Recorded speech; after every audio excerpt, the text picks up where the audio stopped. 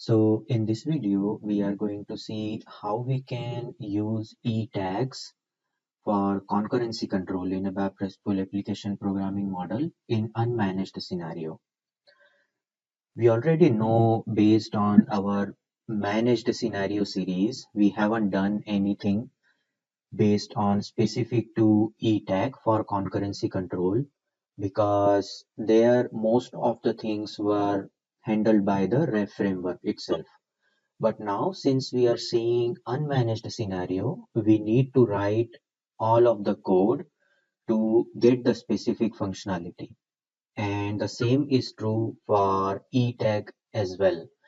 In our previous video, we have seen how we can work with locking. And let's start on ETag in this video. Now, let's see how ETag is with respect to ABAP RAP. Very first thing is this is not a new thing which has come with ABAP RAP.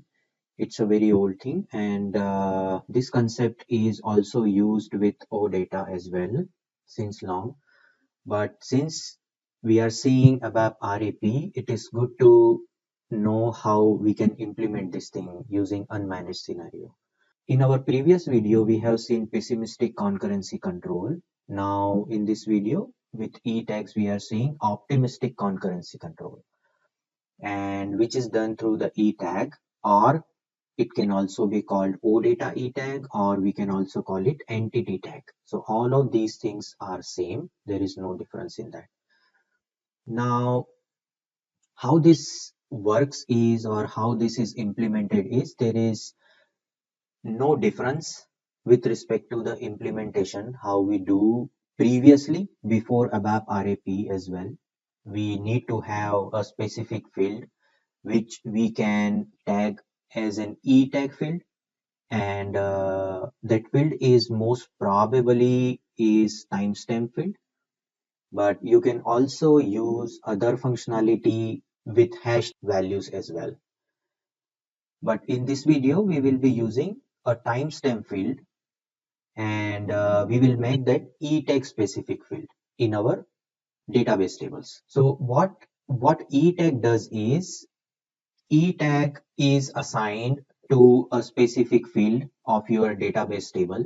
It is used to describe the state of requested resource, or in a simple language we can understand is, since we will be tagging a timestamp field as an ETag field, what we are going to do is we are going to take that field current state, what is the current timestamp saved in that specific field, and using that field we will be implementing this ETag functionality. Now, whenever you are making any change to entity instance or any record of your table, this ETag field must be updated with the new timestamp, in case if you are using a field with timestamp for the ETag.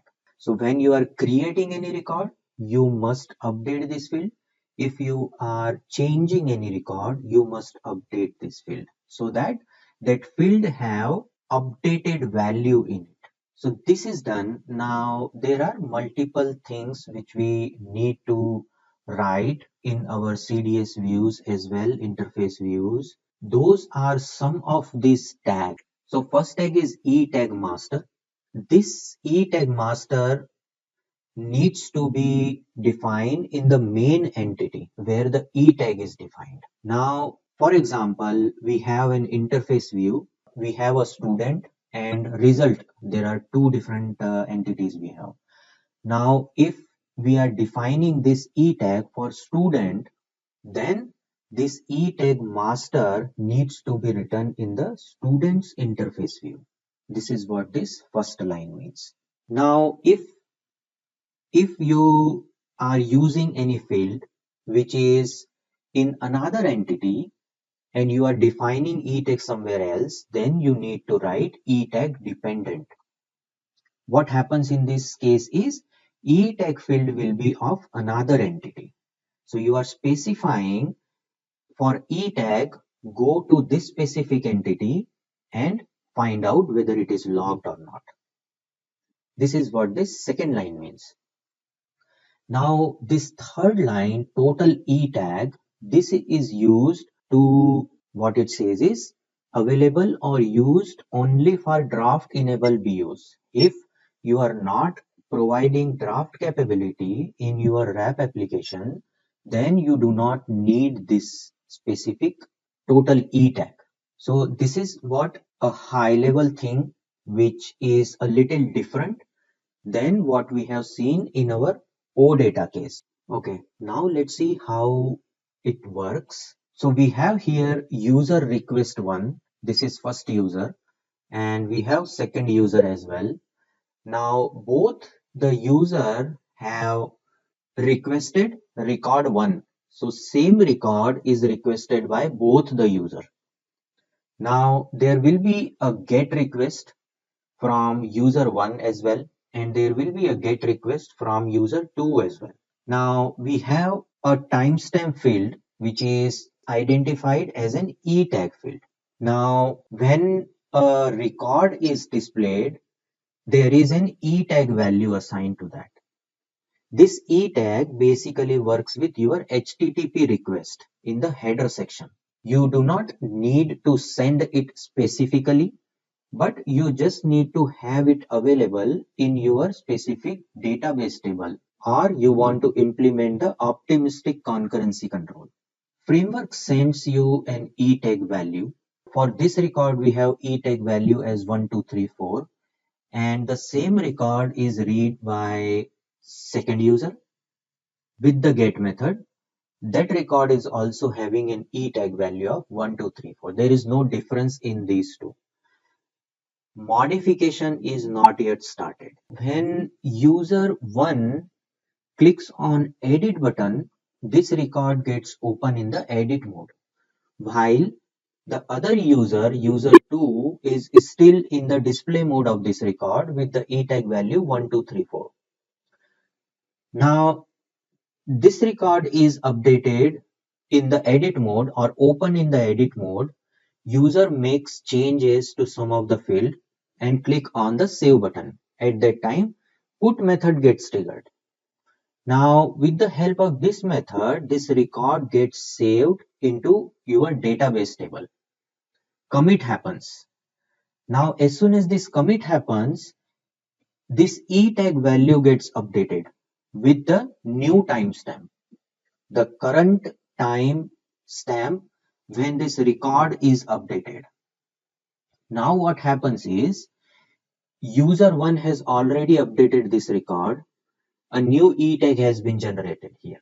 Now this ETag is different from the ETag value which user 2 has with the same record and with old values in this. Now this is done. Now when user 2 tries to update the record, what happens?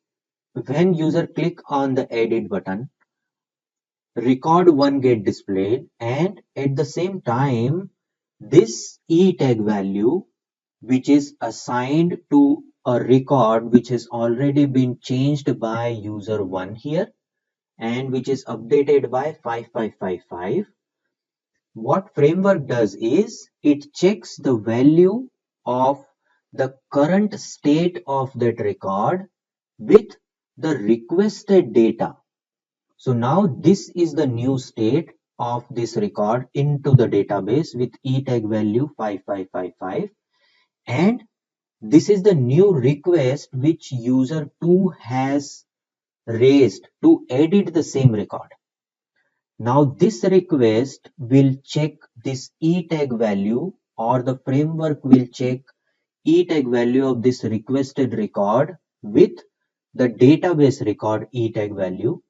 If this ETag value is same, then the edit will be allowed.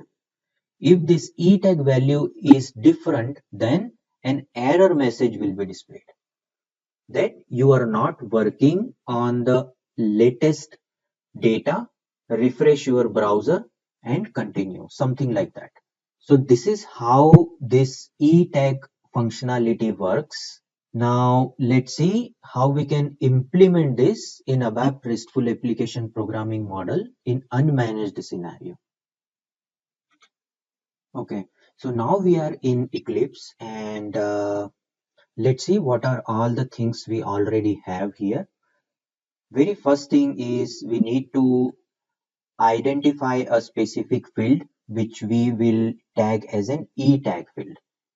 For that, let's go to our database table and student unmanaged.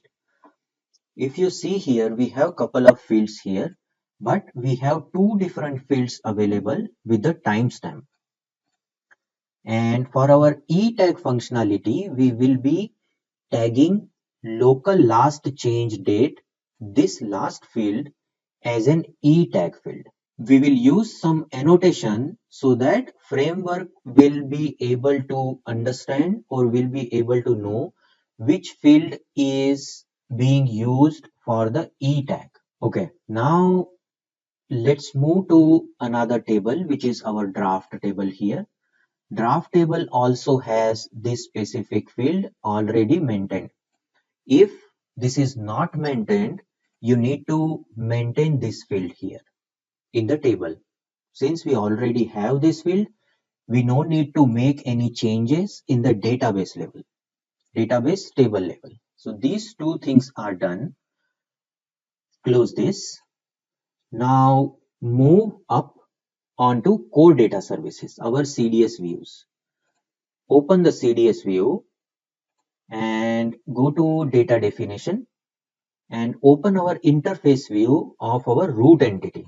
Here as well, we need to add this specific field because we will be showing this field as an ETag field. But how the framework will be able to understand which one is ETag field, because this is also timestamp field and this is also a timestamp field.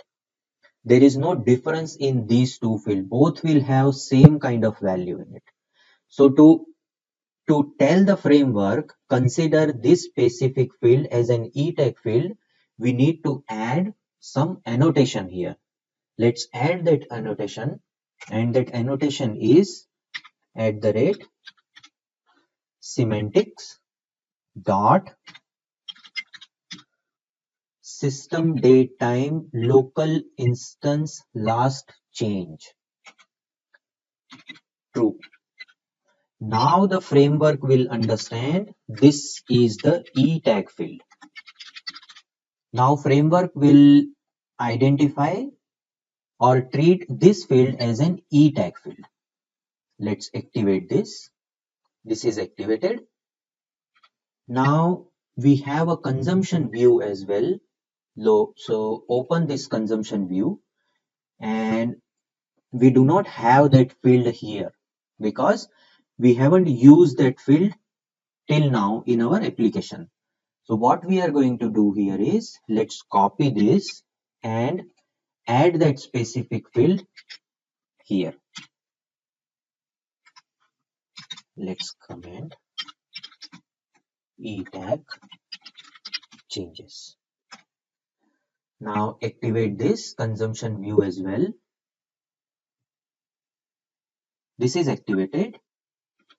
Okay, now the next step here is, after maintaining this value here in our consumption view, again let's move a little up in the hierarchy. Now let's open our interface view of our root entity. Now here we need to maintain some of the fields or the tags. Very first thing is this total ETag. This is needed because we have used draft functionality. That's why we already have this tag assigned in our interface view of our root entity.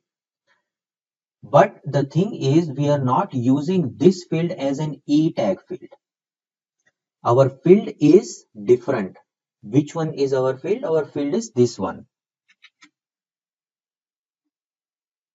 So let's change this field here with total ETag. Paste. The next thing is ETag master. Since we have seen in our slide that wherever you are maintaining your ETag field, if your interface view is same, then you need to have ETag master and the field name. Now here as well, we will be changing the field name. So our ETag field is in our root entity, that's why, and this behavior definition is also of our root entity, that's why we are writing ETag master. If our ETag field is in another entity, then we need to have ETag dependent here. Okay, so this thing is done. Now the third thing which we need to do here is we need to have mappings of this field, which we already have here. So these are the three things which we need to do in interface view of our root entity. Let's activate this. So this behavior definition of our root entity is activated. Now let's move little up and open the consumption view for this. Now in the consumption view, there is nothing maintained which tells something about ETag, or you need to use the ETag, right? So for that, in this consumption view, we need to write a line use ETag, and then only framework will be able to use the ETag functionality. Now activate this. Our consumption view is also activated, and all of the thing based on the ETag functionality is completed. So whatever these things we have done, we are making sure framework needs to handle the requested values of this ETag field. Now, since this is unmanaged scenario, we still need to write some code to update these values in the specific field or the timestamp field, or we can say ETag assigned field. So whenever you are creating a new record, you need to update this field. If you are updating any record, you still need to pass these values. Let's do that. For that, we need to go to our class. Let's open the class, our API class, and create student and update student. Let's go to create student first. And here, what we are doing, we are passing this new student ID in our global student tables, this field. Similar way, we also need to pass the current timestamp while creating the record. So that same thing, if another user try to edit, they will get the values, or the framework has a value to get it compared with the future coming request. Now let's start making the changes quickly. Let's copy this. So we are changing first the create student method, and we have a field local last change date is equal to, and here we need to pass a value which has the timestamp. For that, let's define a new parameter here, which we'll call LV.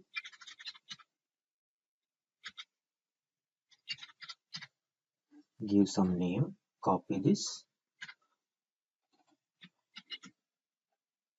and move to class data.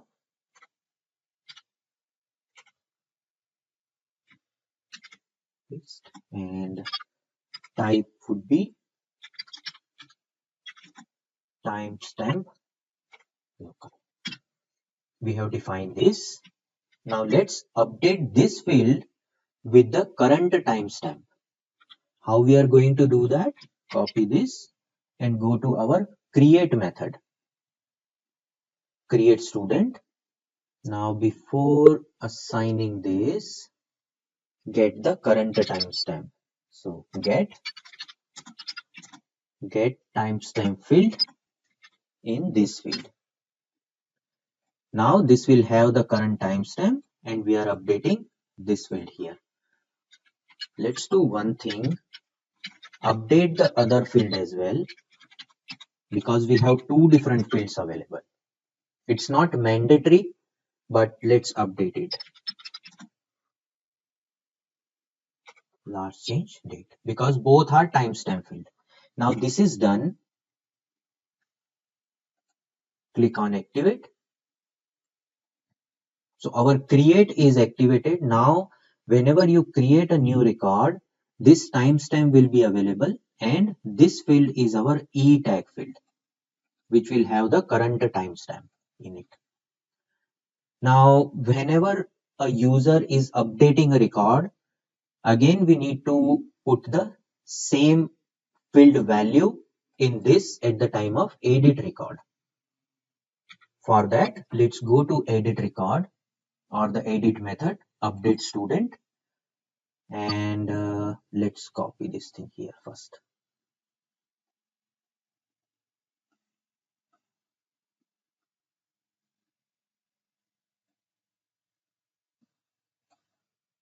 Let's copy this. Now go to update student, get the current value. Let's remove this. We get the current value again in this parameter or in this variable, and we are updating all of the fields at this location, but we are not updating this timestamp field. So let's update those two fields also.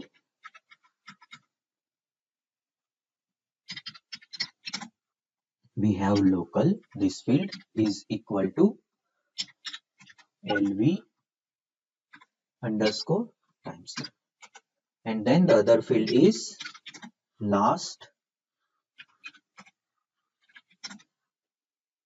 change date is equal to LV timestamp, and that's it. Now activate. So everything is done and nothing is pending. Let's see if it works. Let's run service binding, open our service binding and run our application here. Our application is now started. Click on go. We do not have any record. Let's create one record here first. Provide the detail quickly.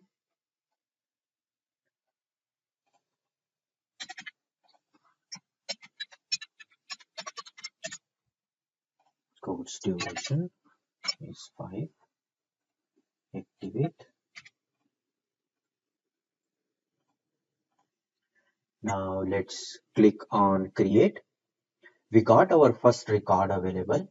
Now to validate this locking which we have implemented, since we do not have multiple user here, let's create or let's open in another instance of the same record. We are seeing this record here, and let's go back, refresh. We have one record here. We have the same record here as well. Now on the first tab, let's say this is a user first, and user 1 wants to edit the specific record. Let's make it 2 windows.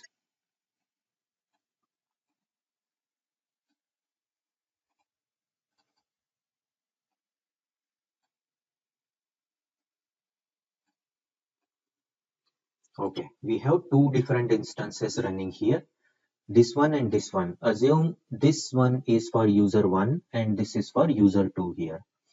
Click on the second as well. Same record has been opened by two different users. Now let's see what are the ETag values framework is providing. Do an F12 here and go to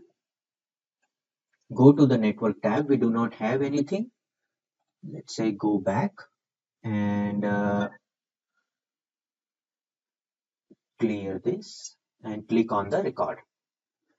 We get a batch request here, and we have a get request as well. Copy and open in JSON viewer. So we have here one JSON viewer as well. Let's open this and format. Now here, if you can see this OData ETag, this row, this is what is coming because of whatever changes we have made in our RAP application. In the behavior definition or the interface view or the consumption view or whatever those changes we have done, because of those changes, now you are getting this row, OData ETag, and this is what the value is coming for this ETag for this specific record. Let's copy this value and put it on the notepad. So this is our first user ETag value. Now minimize this, and now let's run the second application as well. Go back and do an F12 here also. F12, go to network tab and now click on this record. We got the batch request here also. Click on that and copy whatever ETag value we are getting from this request. Go to JSON viewer and let's put our second record value. This is what the second record value we are getting. Copy this and paste it here. You see, both the records are having same ETag value here. There is no difference in these two values. Both are in read condition right now. That's why these values are same even though different users are accessing this record, but they are not logged yet for any of the user. But things will change when user try to update the record. Okay, so currently there is no difference here. Now let's go back to our application, minimize this as well. Now go to first user, and what happens here is now first user try to update this record. Let's clear this network tab, click on edit.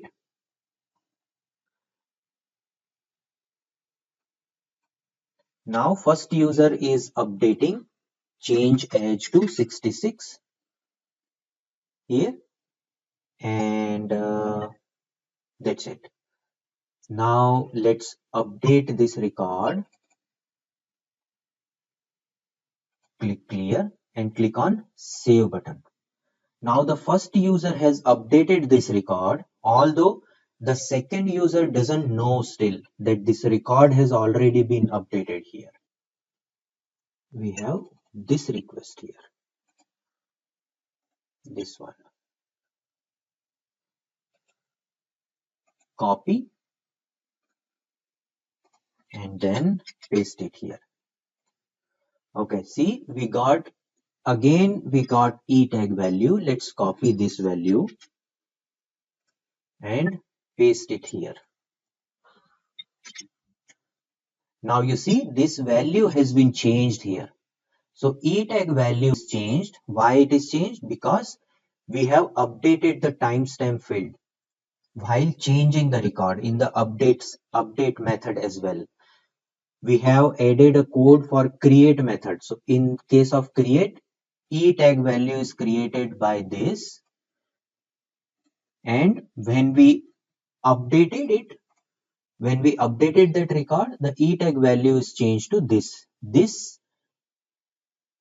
is updated because of the put method. This is with user 1. Now let's go to application again.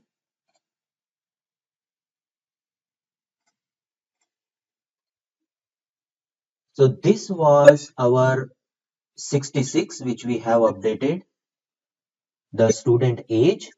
Now go to second user. Second user is still seeing the age 55 because this user has not yet started editing this record, and this user doesn't know whether this record is already updated by the another user. Now, since we have implemented ETag functionality,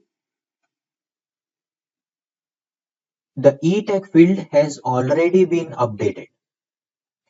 Now, the same record, when user 2 try to edit, click on edit. See, user 2 now is getting this message. You are trying to edit an outdated version. Refresh the data to work with most recent version. Now, how the framework is getting this, that this record has already been updated with the help of that ETag field which we have maintained. Whenever second user is trying to edit the record, there is a get request which is going behind the scene, and it is checking the ETag value, ETag field value. It is comparing the ETag value of this version with the updated version or whatever is there in the database. And these two values will not match. I'm talking about this row and this row. So these values are not matching, and that's why there is an error message from the framework that you are trying to edit an outdated version. Refresh this page and then you can edit the record. So let's see if that works as well or not. Refresh this and see, now user 2 also started seeing changed data, which is 66. Now if user 2 try to edit, framework will allow it to edit the record. See, let's change this to 77 and click on save. Now user 2 has updated the record, but user 1 doesn't know that. Now user 1 again try to edit. See, now user 1 is getting this message. Okay, so this is how we implement ETag functionality in ABAP Restful Application Programming model in unmanaged scenario. And that's all for now in this video. If you like the content, please consider subscribing to my channel. Thank you.